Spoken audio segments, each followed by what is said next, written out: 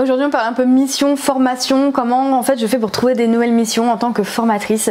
À savoir qu'actuellement je travaille déjà dans 3 écoles, je travaille à WebStart, je travaille à la Web School Factory et je travaille à Digital College, et ça tout au long de l'année.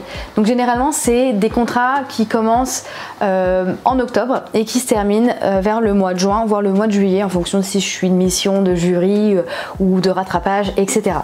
Et là cette année en 2024 j'ai 2 nouvelles écoles que je rejoins, non pas cette fois trop en continu parce que c'est souvent sur des périodes parfois assez courtes, mais du coup en février, là dès le 12 février je rejoins l'EIML, donc c'est une école de marketing de luxe et international, et en fait pour un séminaire audiovisuel.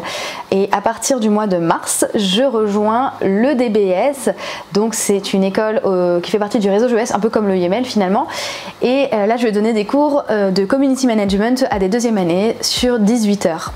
Donc comment je fais pour trouver ces missions et comment les écoles ont fait pour me trouver finalement, parce que parfois c'est pas que moi qui vais les chercher, c'est aussi eux qui viennent me chercher. Déjà tout simplement, j'ai commencé la formation en 2019, donc mes premières missions de formatrice ont débuté un peu par hasard. À la base c'était pas du tout prévu, c'était pas du tout ce que je voulais faire, je suis quelqu'un de très timide et c'est comme ça, c'est arrivé d'un coup, je suis devenue formatrice sans forcément m'en rendre compte, et j'ai finalement aimé ça et j'ai continué et me voilà aujourd'hui principalement formatrice en école supérieure.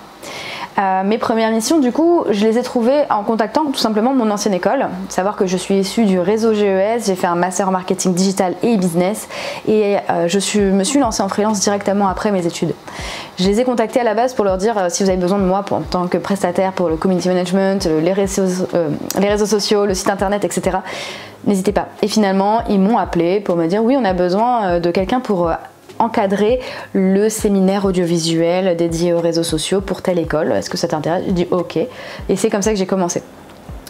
Suite à ça, du coup en fait j'ai commencé à me mettre à jour au niveau de mes profils LinkedIn, mon CV sur Malte, mon CV de manière générale, etc.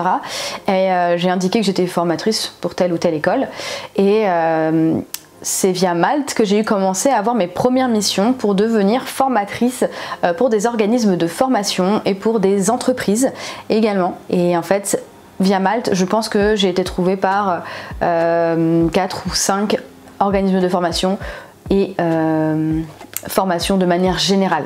Donc Malte, c'est une plateforme vraiment très sympa et qui permet de mettre en relation des clients qui ont un besoin avec des prestataires, des freelances, et simplement il y a la rencontre qui se fait.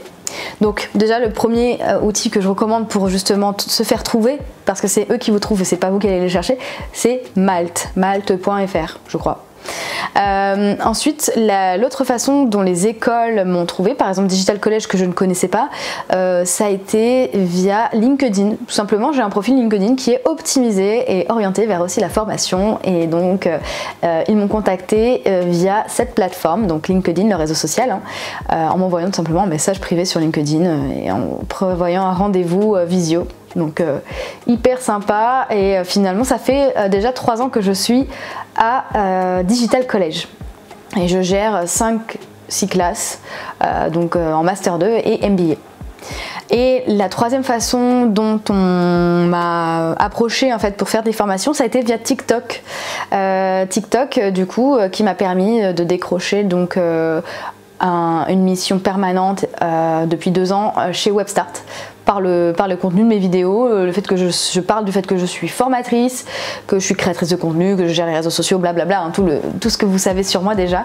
Et finalement, du coup, ça a intéressé la directrice pédagogique, il me semble, je crois que c'était ça son poste, de l'école WebStart pour la formation réseaux sociaux, web marketing.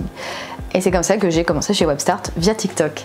Et enfin Web School Factory, c'est simplement mon ancienne prof de marketing digital de quand j'étais à l'école en tant qu'étudiante, qui du coup par mes contenus sur Instagram a compris que j'étais formatrice et que je donnais des cours en école et que ce n'était pas un problème pour moi de m'exposer et de parler à une classe et d'enseigner par rapport à ça, et du coup m'a proposé de rejoindre sa nouvelle école où elle était devenue la directrice principale, donc avec plaisir.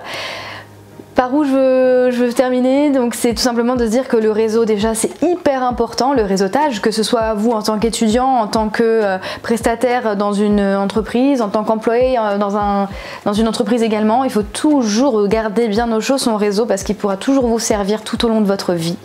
Et également qu'il ne faut pas hésiter à se mettre en avant sur les réseaux sociaux en créant des contenus. L'inbound marketing, c'est la création de contenu principal, on va dire, comme tâche à faire.